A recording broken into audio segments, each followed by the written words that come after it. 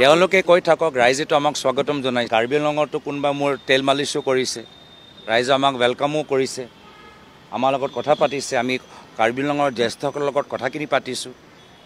ব্যক্তিগতভাৱে আমি বিভিন্ন ৰাজনৈতিক দলৰ লগতো পাতি আছোঁ।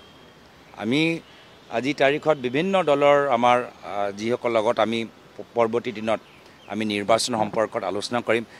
এটাকৈ আমি তেখেতৰ লগত পাতিবলৈ আৰম্ভও কৰিছোঁ।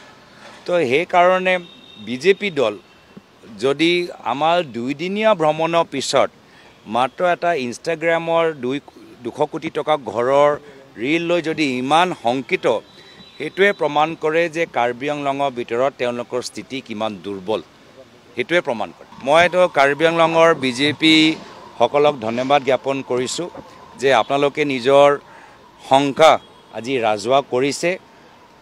যিদৰে ৰাইজে আমাক স্বাগতম জনাইছে, আপোনালোকৰো প্ৰতিবাদ আমাক সাহস দিয়ে যে কম দিনৰ ভিতৰত আকৌ আমি কাৰ্বি আংলঙলৈ যাম।